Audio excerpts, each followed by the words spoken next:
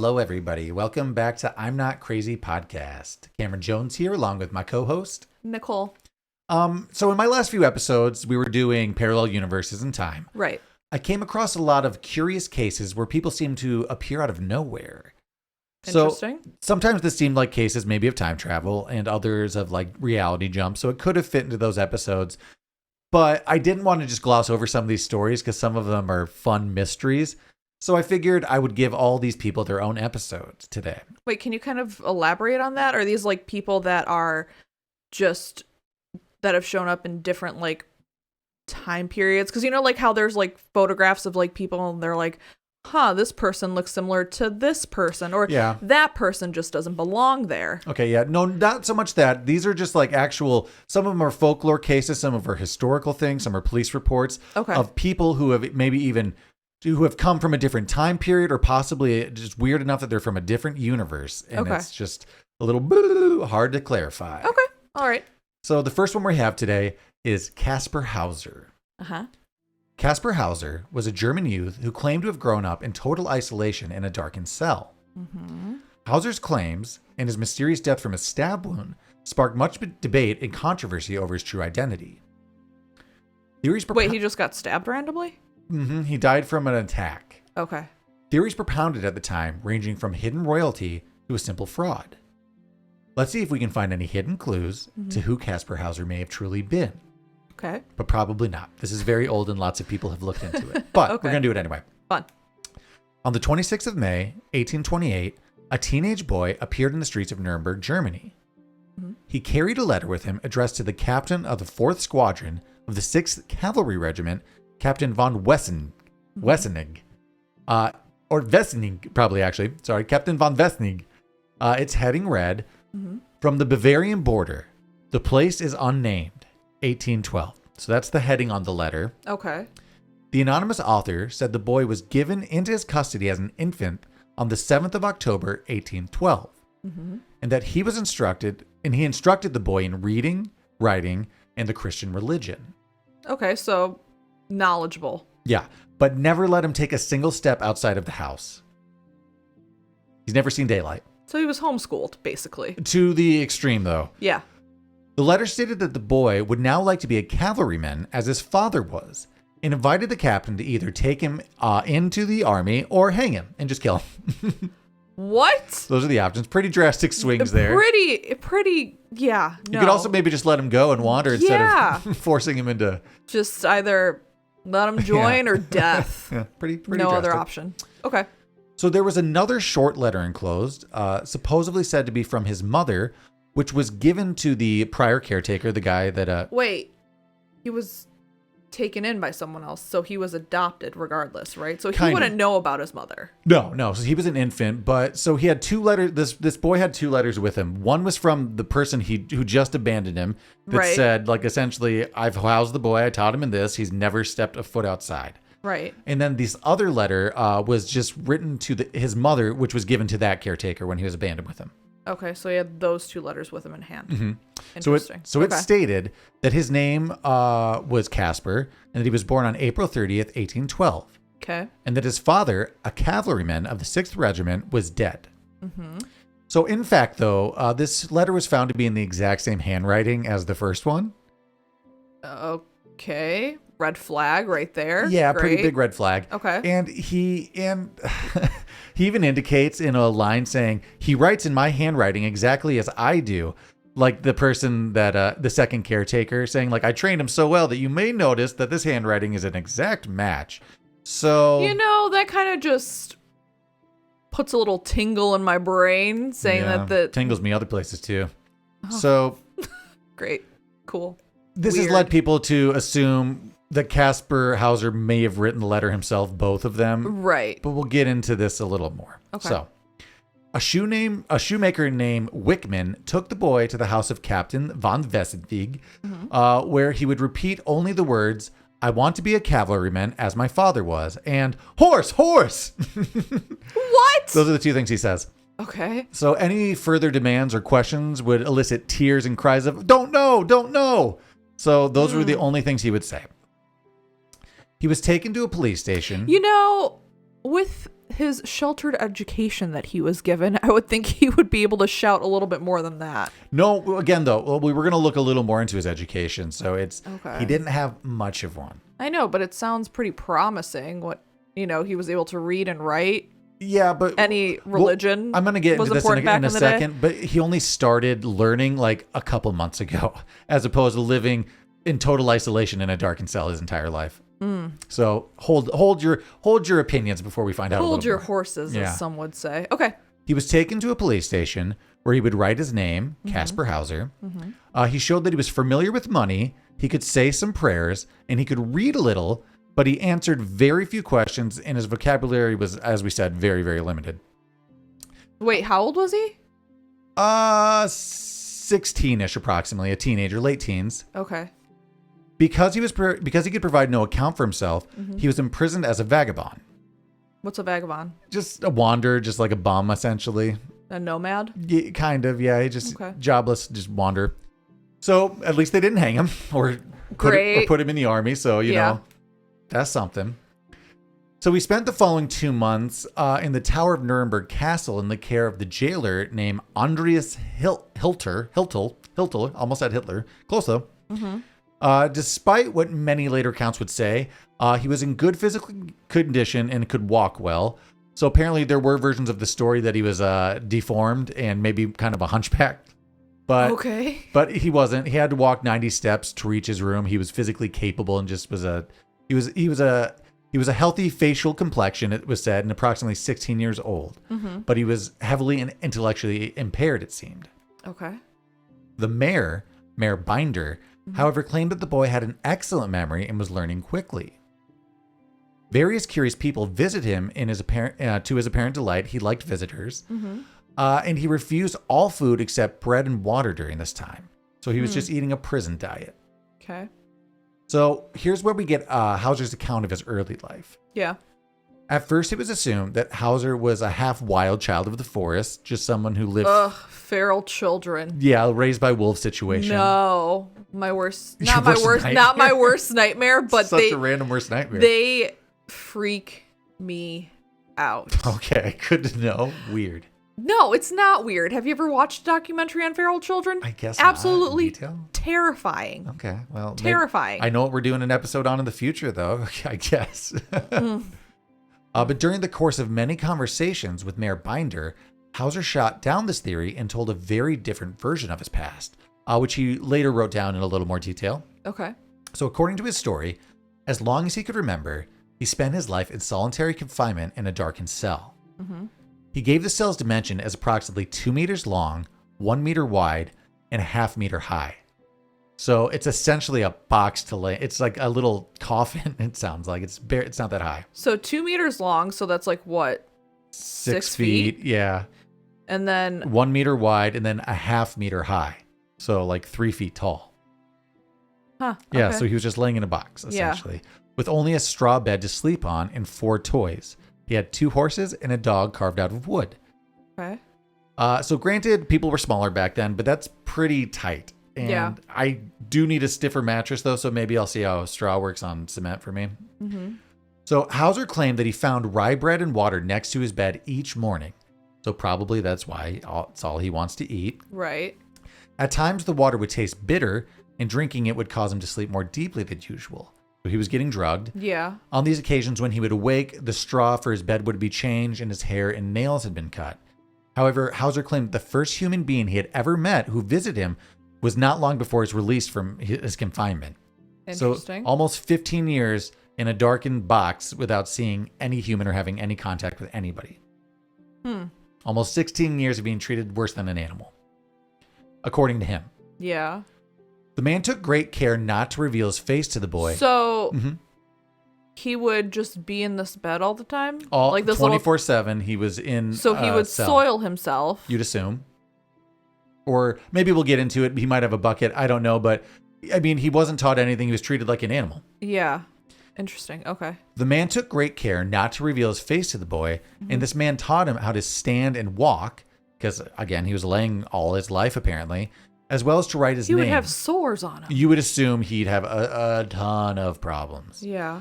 as well as write his own name by leading his hand. He would just hold his hand, and that's how he claimed he wrote exactly like him, apparently. Mm-hmm. Somewhere in there, I guess he taught him Bible passages too, because, I mean, he could recite some stuff. Yeah. If he was just meeting a human before being released, though, after 16 years without contact, I would assume he would be much more, as we were saying, feral and wild and just deformed and like bad swords. And he would be a shell of a human, you would assume. Right. So the stranger allegedly taught him to say the phrase, "I want to be a cavalryman," as my father was, in an old Bavarian dialect. But Hauser claimed that he did not understand what the words meant. So it kind of sucks he was just being brought into town and dipped and being told to say, "Hang me or put me to service," essentially, with having no idea what that was. So the tale aroused great curiosity and made Hauser an object of international attention. It was getting publicized at this point. Rightfully so. Rumors arose that he was of princely parentage, possibly a royal heir, in hiding for his own safety to conceal the heir from, through killing. We've all seen Game of Thrones. We know how this stuff works.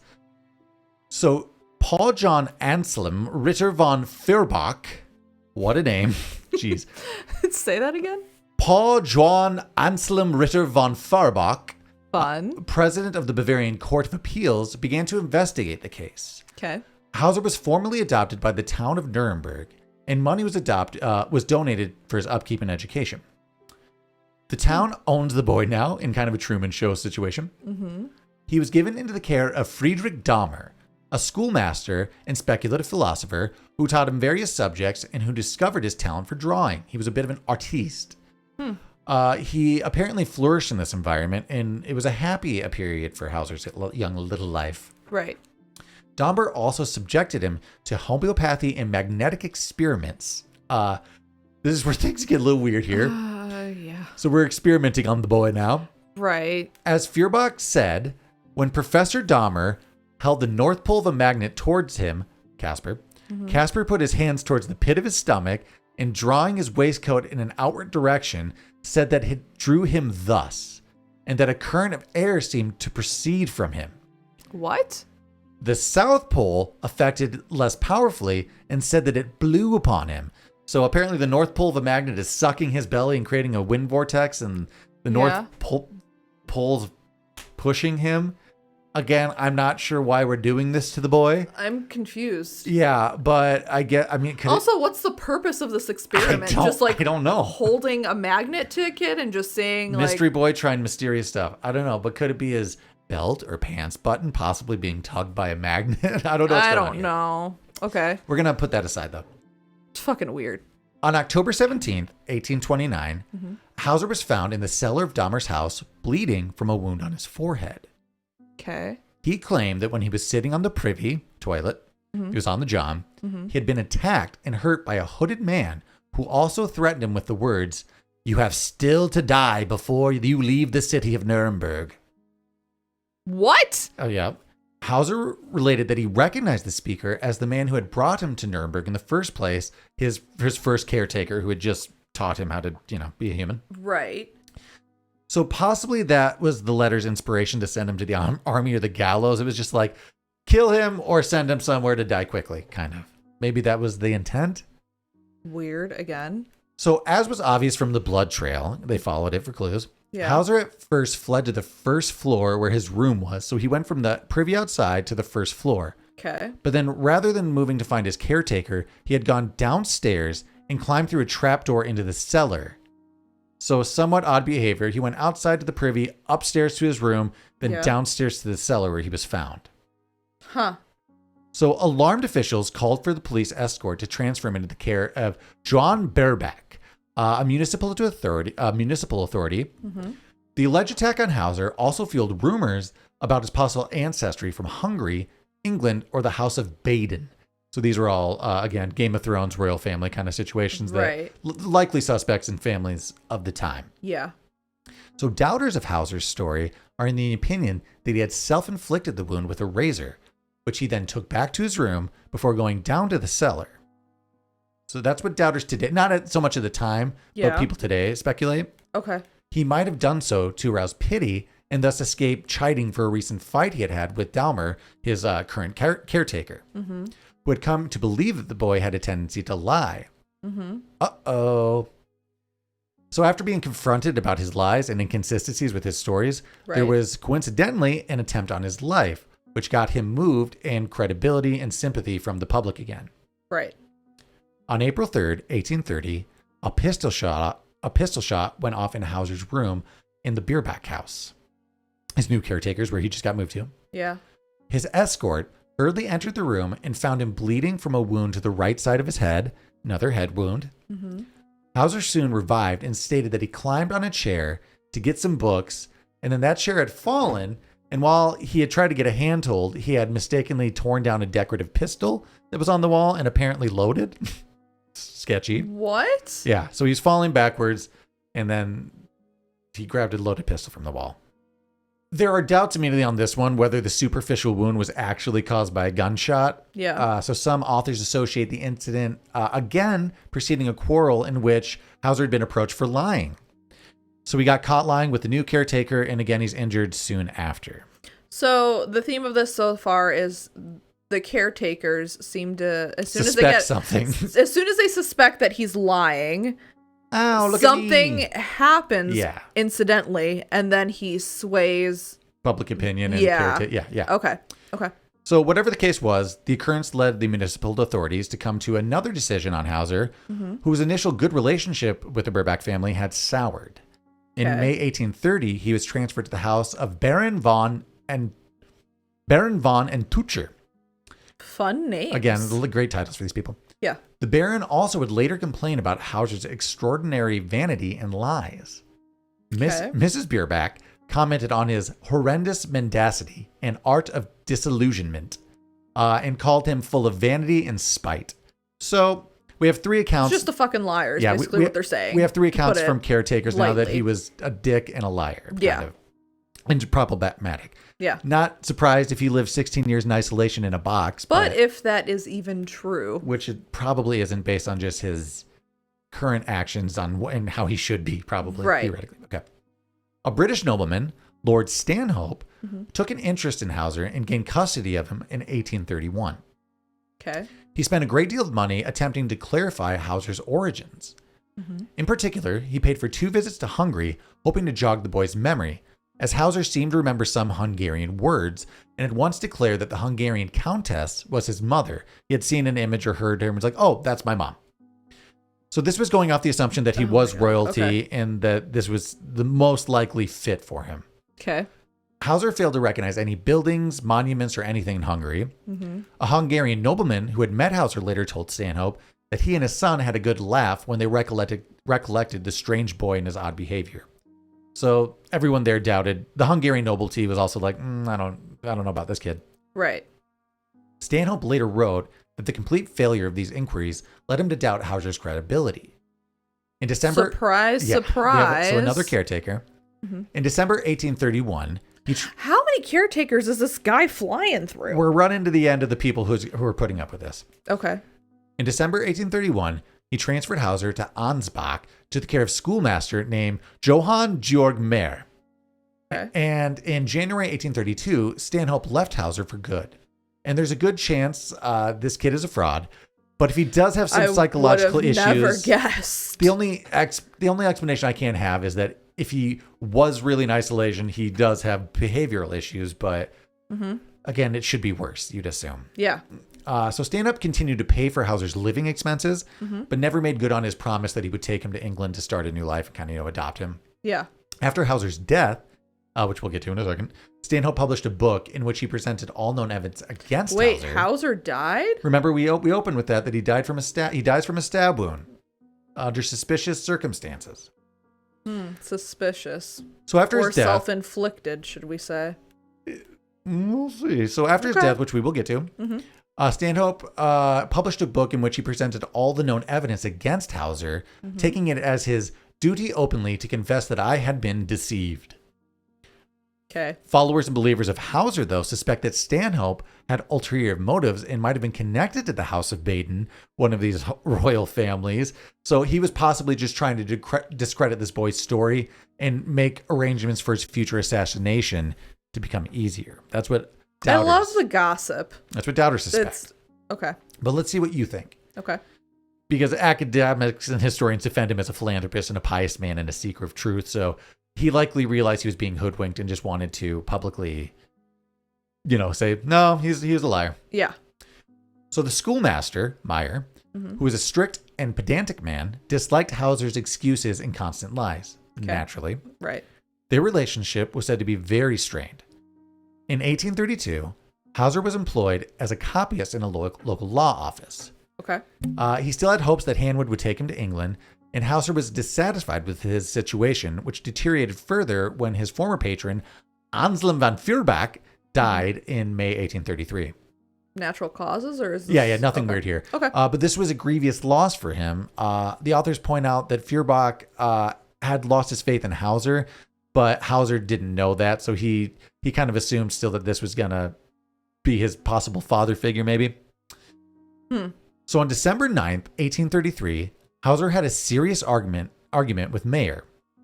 Lord Stanhope was expected to visit on Christmas, and Mayer stated that he didn't know how he could possibly face him. Stanhope, that is. I don't think he's coming. Right. If you can follow the pattern, there's a typical bad accident following any argument or reprimanding. So 5 days later, on December 14th, 1833, Hauser came home with a deep wound on his left breast. By his account, he had been lured to the court garden where a stranger stabbed him while giving him a bag. What? When police searched the court garden, they found a small violet purse containing a penciled note in mirrored writing, so kind of hidden. Yeah. And it was a message in German, which read, Hauser will be able to tell you quite precisely how I look and from where I am. To save Hauser the effort, I want to tell you myself where I come. I come from the Bavarian border, on the river. I will even tell you my name, MLO. That's all it says. Hauser died of the wound on December 17th, 1833. So let's break all this down now. I think I've already led you to an assumption which is correct. Yeah. Inconsistencies in Hauser's account led the Ansbach Court of Inquiry to suspect that he had stabbed himself and then invented the tale about being attacked. Right, which is what I think. Yeah. The note in the purse was found to be in the court garden, contained spelling errors and grammatical errors, both of which were typical for Hauser. But did it look like Hauser's handwriting? Who, on his deathbed, also incoherently said something about writing with a pencil. So it seems like maybe he was even kind of being like, I did it. Okay. Although Hauser was eager that the purse was to be found, he didn't ask for the contents or what was inside. He was just like, you need to find that purse. But then when they found it, he was like, okay, good. So also a little weird. Yeah. The note itself was folded into a specific triangle in a way in which Hauser was said to fold his letters, according to Meyer and other former caretakers. Forensic examiners agreed that the wound might indeed be self-inflicted. Many authors believe that he had wounded himself in a bid to revive the public interest again, persuade Stanhope to fulfill his promise to take him to England. Seems to be a theme for this man. Yeah, and just in general, maybe get moved on to the next family. But he messed up and he stabbed too deeply and accidentally killed himself. So Way to go, Kasper. So who was Kasper Hauser really, and where did he come from? Okay. Dr. Friedrich Wilhelm Heinrich, a physician who was present at the autopsy, claimed that the brain of Kasper Hauser was notable for small cortical size and its few distinct cortical gyri. Can you break that down a little bit?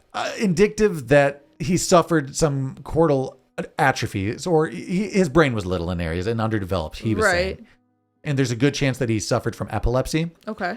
But this should be taken with a huge grain of salt, because his conclusions were based on phrenology, which is the measurements of bumps on the skull to predict mental traits and problems and health issues.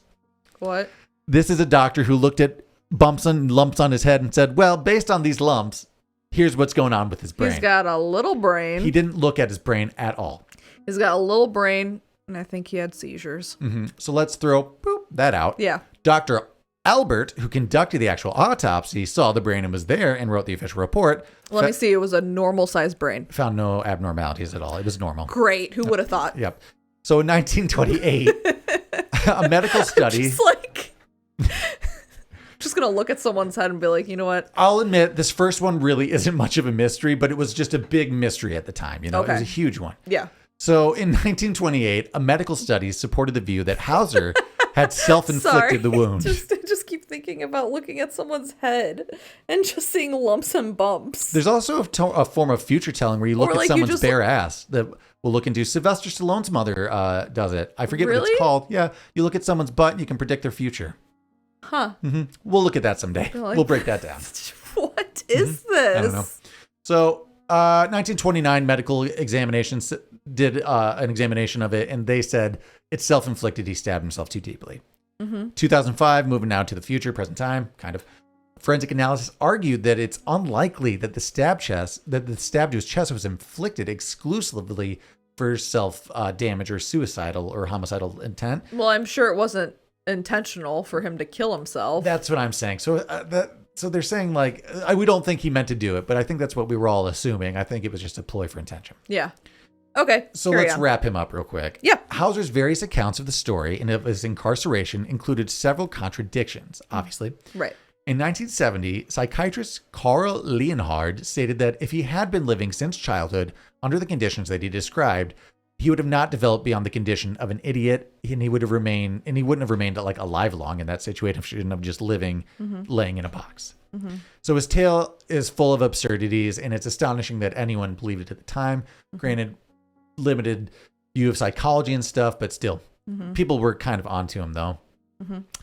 Carl Leonhard contended that Kasper Hauser was, as other authors have already opinioned, a pathological swindler. In addition to his hysterical makeup, he probably had the persistencies of a paranoid personality since he was able to play his role so perfectly. From many reports on his behavior, one can recognize the hysterical as well as the paranoid trend of his personality. So it's likely he did have mental issues, but not from living in a box. Yeah. Could he really have been a royal? Is there any credibility to this? I don't think so. According to the contemporary rumors that he was hereditary Prince of Baden, a German prince who would have been born September 29th, 1812. So according to history, that prince died on October 16th, 1812, and it was alleged that he would have been switched with a dying infant only to, resurface 16 years later as Hauser and then die anyway. So I feel like that might be a stretch. It is. But we do have DNA testing. We have some science here. Okay. So in that case, Hauser's parents would have been Charles, Grand Duke of Baden, and Stephanie de Bohannes. I was hoping that was going to be her last Stephanie name. That would have been great. No, it's Stephanie de Bohannes or something. Okay. Cousin by marriage and the adopted daughter of Napoleon. We know him. Okay. So now we need to untangle some confusing family connections here. But I've never really cared about family connections, so I get lost. So as Charles had no surviving male progeny, his successor was his uncle, Louis. Okay. Who was later succeeded by his half-brother, Leopold. Okay. And Leopold's mother, the Countess of Hochberg, was allegedly the culprit for this baby switching plot. Okay. So follow that, if you will, but... Okay. So kind of following along. All right. So the Countess was supposed to have disguised herself as a ghost, the White Lady, when kidnapping the prince, so that people would just be like, oh my God, a spirit, get out of here. Right. Her motive, evidently, would have been to secure the succession for her sons for the throne. So following Hauser's death, it was further claimed that he was murdered again to hide this true identity and the challenge to the throne. So the powers that be at the time were like, well, stab him, we found him. Yeah. In 1876, Otto Mittelstadt presented evidence against this theory in the form of official documents concerning the prince's emergency baptism. So records at the time. Oops. Sorry, everybody. I've just been informed that my leg has been shaking the camera, and it's probably I've been watching it. And I'm like, my camera's shaking, and then I'm staring at the desk, and then I'm watching you, and I'm like, it's you. Oops. So sorry about however long that's been happening, but so there were records of this. Right. The autopsy. It is true that the Grand Duchess was too ill to be permitted to see her dead baby, apparently, so she wouldn't have even seen him. But then the baby's father, grandmother, and aunt, and 10 court physicians, nurses, and others had all seen the death and documented this. So it's very unlikely she switched out a baby. I'm just going to skip ahead here because they did do forensic testing, but because much like with England, a lot of royal families do not release DNA. They do not dig up families to any of these mysteries. The whole thing being because it could overturn whole monarchy, as in like family lines, like any baby switching rumors would and history and stuff. So they did some testing on a descendant of a descendant of like a possible, just to see if there's any matches. And it was just inconclusive. It was like, well, there are matches, but not conclusively enough to say that it's like the family. Yeah. And that's all we have. So he's a liar. That's him. Up next, we have Rudolph Fentz. Okay. This one's fun and a little shorter. Okay. In 1950, a New York City police officer was working a missing persons case and examined the body of an approximately 30-year-old man that was brought to the morgue. Okay. The man had shown up in the middle of Times Square at 11:15 p.m., gawking and looking around at the cars and up at the signs like he'd never seen them before. Okay. Doesn't sound abnormal, but okay. Then he was suddenly killed and struck by a cab when he was trying to cross the street and just went against the street lights. Well, oops. The pockets of the deceased's clothing held multiple pieces of coinage and currency of forms that had not been produced for several decades, yet they were in mint condition. His possessions also included items from types of businesses that no longer existed in New York City. A bill from a stable and a brass slug from a saloon. A letter postmarked from 1876 and cards bearing the name Rudolph Fentz with an address on Fifth Avenue were also found in his possession. Interesting. Further investigation turned up no listings for a Rudolph Fentz in New York City's phone directories. The Fifth Avenue address listed the dead man's card had a business rather than the residence for many years where he should have been living, and no one had heard of Rudolph Fentz. The deceased's fingerprints matched none on file, and no current missing persons report or inquiries fit the details of the body in the morgue. Okay. Moreover, the dead man's clothes appear to be about 75 years out of date. We have our first possible time travel one here. Okay. His apparel bore tags with the name and address of a tailor whom no one had ever heard of, and his hat bore a tag from a store that had gone out of business many years earlier. He thrifted it. Could this just be a cosplay, the first steampunk? Possibly. Let's look further into this. Okay. The case was handed over to Captain Hubert Rim, who worked for the Missing Persons Department of the NYPD. The investigating officer finally turned up a listing in an old phone directory for Rudolph Fentz Jr., a man in his 60s who had passed away 5 years earlier. How old did this man look? In his 30s, I believe. Okay. So his widow of the Rudolph Fentz Jr. Had since moved to Florida, but by mail she replied some information about her husband's father, Rudolph Fentz Sr. Okay. He had apparently disappeared sometime in the 1870s, having gone for a walk around 10 p.m., and he had never returned. A search of a missing persons report from 1876 turned up the report for Rudolph Fentz, whose clothing and address corresponded to the man killed in Times Square in 1950. Ooh, spooky, scary. Well, not scary, but wild. Mysterious. Sure. Sure enough, when Rim checked the missing persons files for 1876, Fentz was there. Descriptions of his appearance, age, and clothing all match the man who laid in the morgue before him. So rather than risk being seen as a laughingstock, Rim closed the case, marking it as unresolved. It was all too strange for his liking.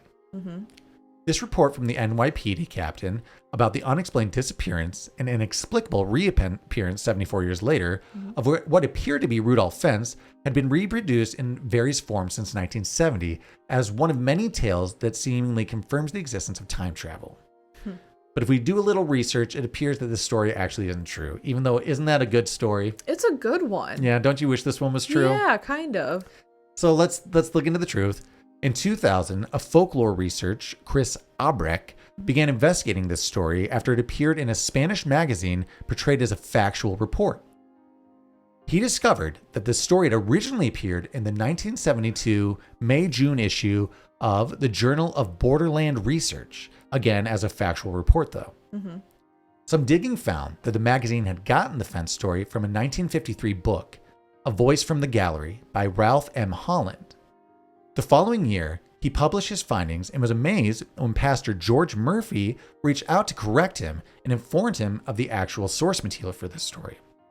So it turned out Holland had plagiarized this story from either a 1952 Robert Heinlein science fiction anthology, Tomorrow, the Stars, or a short story published in the Collier's magazine called I'm Scared. Either way, It's a plagiarized story, so it's not true. Mm-hmm. But isn't that a good one? Yeah, it's a fun one. Yeah, I like that one a lot. Yeah, I wish that one was real. That's the fun sci-fi Yeah, one. that one's a cool one. Sorry to burst everyone's bubble. So a lot of these ones I am just bursting a bubble here, but... Wow, why do you have to... Why do you have to do that? Because these are the main big ones you always see on the internet, and I just want to... We're setting the record straight for people. That's what we do here at I'm Not Crazy. We get to the bottom of the truth here, everybody. But do we? Sometimes, when it's obvious and in your face. Here's an unsolved mystery. We don't know this one. Okay. This is Jerome of Sandy Cove. Okay. So Jerome is the name given to an unidentified man discovered on a beach of Sandy Cove, Nova Scotia on September 8th, 1963. Okay. He was found with both legs cut off to stumps, and when questioned by locals, he said very little, suggesting that he did not speak English or French. When asked for his name, he mumbled something. Wait, what? He just appeared with stumps? He was found on the beach in Nova Scotia with his legs amputated, freshly amputated. Yes, we'll get into this. And he also just didn't speak any languages, any English or French. Okay. When asked for his name, he mumbled. I just wanted to make sure that they were fresh stumps. Yeah, we'll see that it wasn't a great situation. Okay. So when he was asked his name, he mumbled something that resembled Jerome. So that's just what he became known as. His discovery in classic fashion was found by an 8-year-old boy named George Colin Colley. Jesus. Yeah, this is going to scar this kid for a while. Yeah. But he brought Albright to his village, the nearby Digby Neck. What did he do? Carry Stumpman on his back to his village? I don't know. I'm not a little sure about that. So maybe he just got somebody. But he brought him back to the village. Be like, hey, there's a guy without legs on the beach who's dying. He's just, it doesn't look good and I need help. You know, we've been watching a lot of MasterChef Junior, though, and kids are stronger than we think, and they're better at They're capable of doing a lot more than I can at 34 years old. So let's look to this amputation and maybe how we got here. Okay. So both of Jerome's legs had been amputated just above the knee, with evidence that it had been done with surgical skill. Okay. So at least wasn't something horrific that happened at sea, probably, but still. The stumps it's still crazy. The stumps were only partially healed and still bandaged when he was found. He was also suffering from cold and exposure. You can imagine He was out in the ocean. So not great. Recent amputation soaking in the ocean probably for a day or so. Mm-hmm.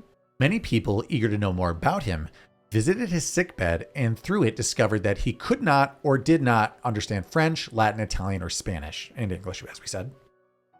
He apparently shunned the attention of these curious onlookers, growling like a dog at all these unwanted guests. Is this another feral human? No, you just can't exactly. Maybe somewhat. Can't exactly blame him, though. He just doesn't want a bunch of looky-loos coming into his room and trying to interrogate him. So he just growls at him? Yeah, if he doesn't like him. The man's hands were noted as being... Can you imagine if he did like a person? Good grunt. You know? Can't. The man's hands were noted as being too soft for him to be a manual laborer. Mm-hmm. So he was described as being Mediterranean in appearance and an indoor boy, if you will. An indoor Mediterranean man. Like you. Yes. He's an indoor boy.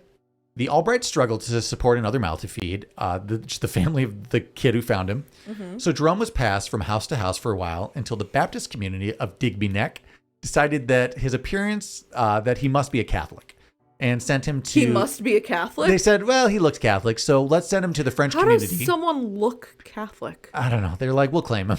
So they sent him to the French community of Metagon.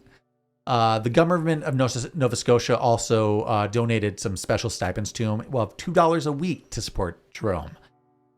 Not much, but this is 1860, so I'm sure it went a little further. It was probably, yeah. Plus church donations and stuff. The community continued. I just can't that they looked at him and they're like, yep, he looks like he's a Catholic. Look at him. Let's go. The community He's got stumps. The Lord must have taken them. Well, he's Mediterranean, so I guess we're assuming he's Italian Catholic maybe, or Spanish Catholic. Like Roman Catholic? Yeah, something around this. But Jerome was sent to stay with Jean Nicole, who was a speaker of several languages, so they thought maybe he can pry something out of him. But Nicole couldn't get him to talk. But Jerome stayed with Nicole for 7 more years, becoming a favorite of the ladies of the household. Apparently, Jean's... Stuntman? Yeah. Apparently, Jean's wife... He pulled that sympathy card. He was pulling hose left and right. Jean's wife, Juliet, and his stepdaughter, Madeline, were very fond of him. He was a part of the family. So after the death of Juliette Nicolas, good for you, stuntman. Her husband returned to Europe, and Jerome went to stay with Dedier and Zibek Commune in Saint Alpon. I'm not good at French. He went to stay with somebody else. Okay, so he's staying with the Camus. Okay, the family now. The Camus used Jerome's relative fame to their advantage, charging admission and fees to see the mystery man with no legs. Shut up. So now he's like a sideshow. Yeah, living well on government stipend plus the sideshow. So $2 a day or a week? A week, plus the sideshow profits. But Jerome didn't seem to mind anymore by the onlookers at this time, and he stayed there until his death on April 15th. Because he was going to get attention from the ladies, too. Well, he got moved to a different family. He's in a different family now. He could still get attention from the ladies. True. Okay. So his legacy and some possible explanations of Jerome. It's been suggested that Jerome... That he was a good Christian man. Well, we don't know. The ladies loved him. That much we do know. And he was a hard worker. That we don't know. No, he was an indoor boy. But he worked hard. He let people see his stumps. Okay. Assumptions made. It's been suggested that Jerome was a sailor who may have attempted a mutiny, being punished by amputation. A very skilled ship doctor would have been able to amputate his legs with the precision they're thinking, and then... Must have been a pretty big ship. And then they just would have cast him overboard. So he still could have concocted some sort of lie, though, just instead of not talking. So I'm still a little confused about... Something still maybe is going on with his brain here. Yeah. Should I also just show up into a town? They should have had that doctor from Kasper's time take a look at this man's head. Be like, you know what? Well, that's the 1800s. His brain. We're in the 60s. We're quite different. His brain. That would have helped quite a bit. Yeah, it would have given us a lot of insight. But should I just show up into a town grunting and see if they'll take care of me like a... Wouldn't it be funny if someone just like a doctor showed up, looked at this man and be like, you know what? He doesn't have legs. I think he's missing his legs. I think he's missing his legs. Here's an interesting theory. Yeah. One suggestion is that he could have been an heir to a fortune and someone was trying to get rid of him to make way of seeking an inheritance. So like someone's trying to kill him and he's hiding, I guess. Yeah. But I still don't know why he would be uncommunicative and wouldn't just like try to return to get his throne and heir. It's weird. I mean, would you really want to go back after you had your legs severed off though? True, maybe, yeah. But I think I would lay low for a long time. You can still talk to these people in the town. They don't know anything about you. Just make up a story, though, you know? Like Kasper? Yeah, you just make up a lie. So it's possible that Jerome's difficulties with producing speech could have been linked to a brain injury, most likely in the Broca's area, the part of the brain that regulates speech. Broca's? I don't know. Jerome would have been incapable of speaking, apart from some grunts and understandable, like half words, you know? Right.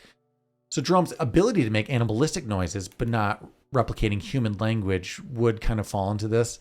Yeah. And this is maybe where I'm leaning towards. Not sure how he got his legs amputated or why, but I don't know, maybe a hit on the head also and just lost at sea. I mean, possibly. So Jerome has figured strongly in the popular imagination of Nova Scotia, and there have been several books written about the case. In 1994, director Phil Comeau released a feature film about Jerome titled Jerome's Secret, La Secret de Jerome.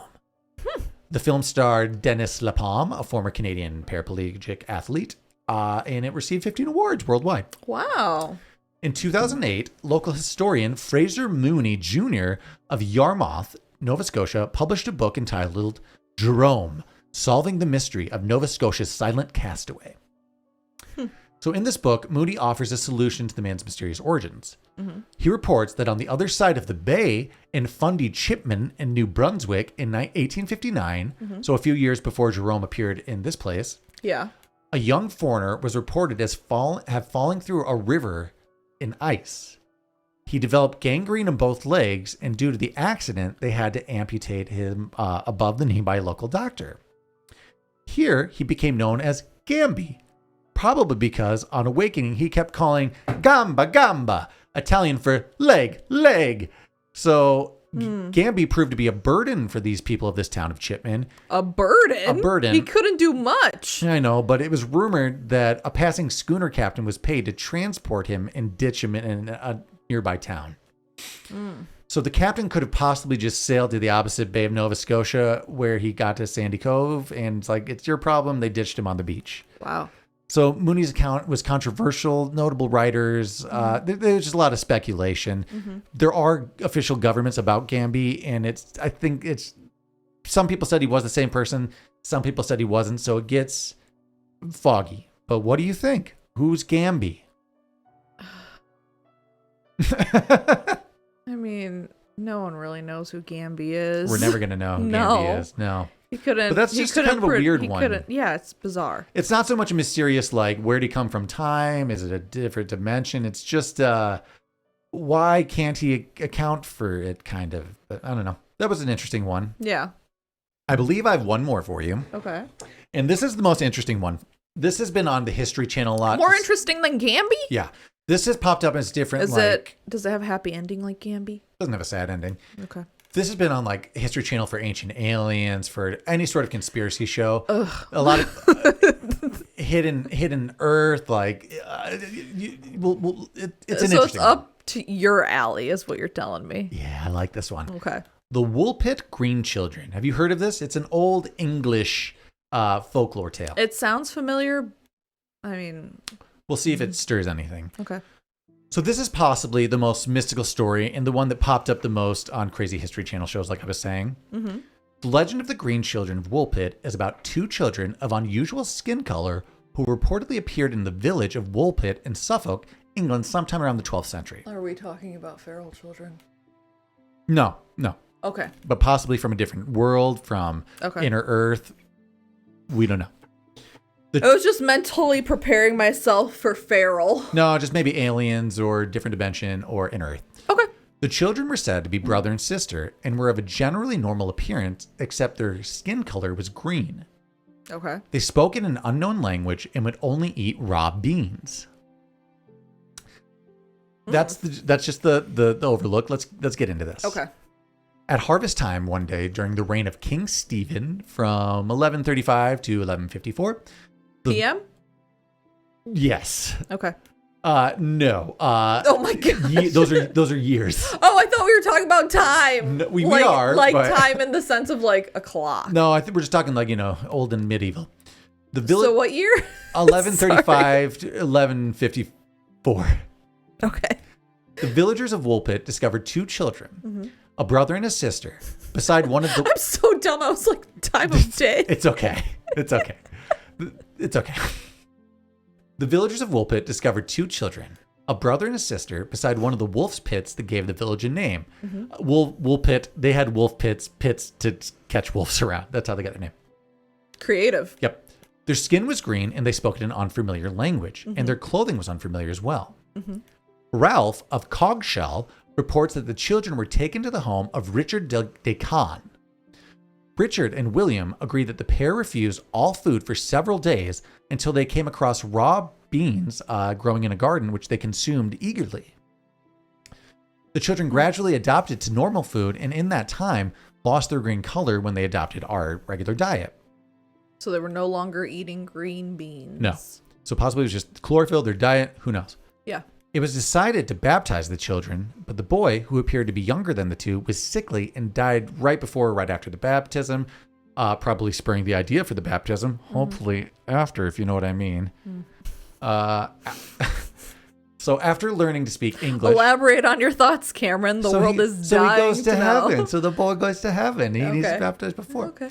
After learning to speak English, the surviving girl explained where they came from. And she said it was a land where the sun never shone and the light was at permanent twilight. I would love that. No sun in the sky. It's just always glowing dusk. I would sleep a lot. Constantly. The girl called her home St. Martin's Land and that everything there was green. The children were unable to account for their arrival in Woolpit. They had been herding their father's cattle when they heard a loud noise that sounded like the bells of Bury St. Edmund's Abbey, and suddenly found themselves in the wolf pit where they were found. So there were loud ringing of church bells. They started following that noise, and suddenly they were in the wolf pit. Okay. In another more extensive version of the story, it said that they became lost while following the cattle into a cave. And after being guided by the sound of the bells through the cave, they emerged through the cave, ended up being in the other end of a wolf pit. Despite the villagers looking in there, it was just a regular pit. There were no entrances. They claimed it was the exit of an underground cave. Okay. Mysterious to follow sound. So the girl was employed for many years as a servant in Richard de Calne's household, where she was considered to be a very wanton and impudent woman. So she was an old-timey bitch, is what they described her as, essentially. But this is interesting because there are documents of her, and there's even a marriage here we have. Really? Yeah, she eventually married a man from King Lin's, about 40 miles away from Woolpit, where she was still living shortly before the first writings about them were made. So based on the research into Richard de Calne's family history, an astronomer, writer Duncan Lennon, concluded that the girl was given the name Agnes and that she was married to a royal official named Richard Barr. So this isn't just like a folklore story. This is an actual person. Okay. So we might have found a paper trail for these children, or at least the girl, which is interesting. Yeah. And the story, like I said, has been featured on many wacky shows attributing them to aliens, Hollow Earth, time travelers, parallel universes. But we do have some other actual interpretations that are grounded in some more truth. So searching for the truth in this folklore story, there are a few different interpretations. Okay. There are other similar stories that were popular in medieval times depicting people traveling through tunnels or caves into different worlds. So it's possible this is just a fun pop culture story of the time that people were telling, just a different version. Yeah. Gerald of Wales, or Gerald probably, of Wales, the medieval historian, tells a similar story of a boy from school who encountered two pygmies who led him through an underground passage into a beautiful land with fields and rivers, but not lit by the full light of the sun, a never-ending twilight again. So another one of these lands. So similar themes in these stories. Yeah. Another Another interpretation is that it's a garbled account of the atavistic Harville ritual. So this is just a ritual. What's that?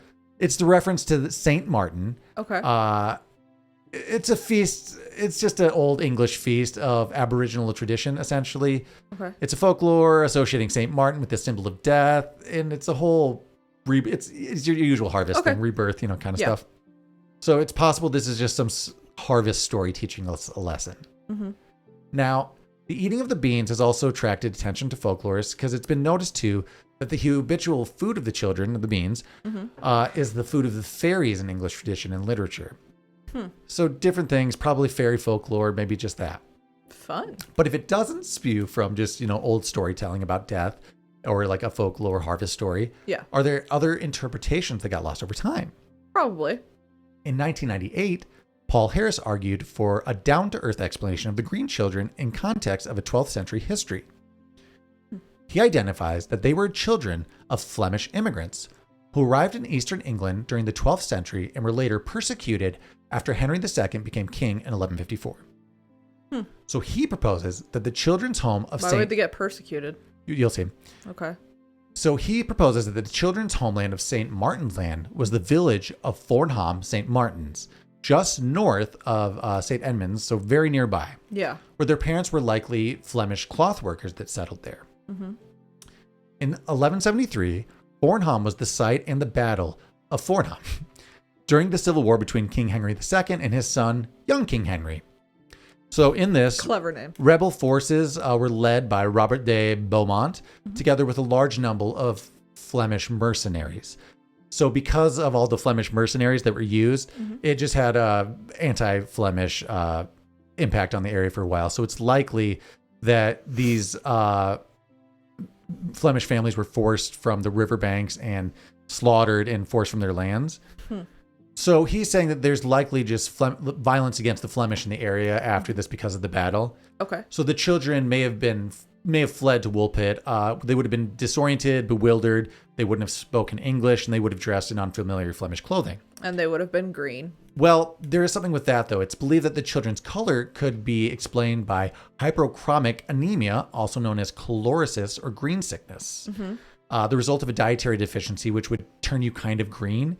So something that could... Which I guess would result in her brother's death. Yeah, and fleeing refugees, malnutrition could give you a green tinge.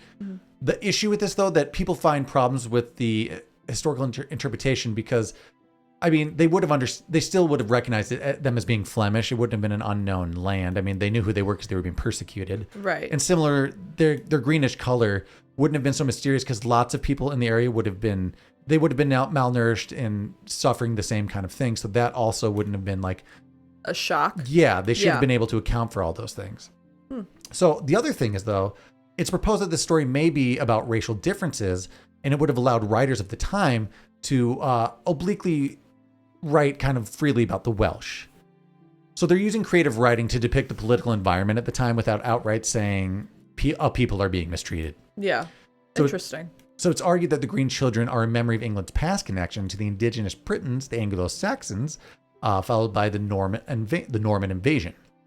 So according to some, the Green Children represent a dual intrusion into William's unified version of England. On one hand, they're a reminder of the ethnic and cultural differences between the Normans and the Anglo-Saxons, given the children claim to come from St. Martin's Land, named after Martin of Tours. Some connection there, I don't know enough. But the children also embody the earlier inhabitants of the British Isles, the Welsh, the Irish and Scots, who were forcibly Anglicized.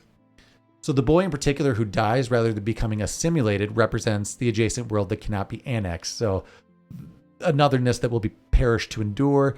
So essentially it's just saying this was creative writing to try to depict what was happening to the Anglo-Saxons, just people being forced out, and the religious reform of that time. So what do you make of this story? Do you have one of the theories that you think it could fall under?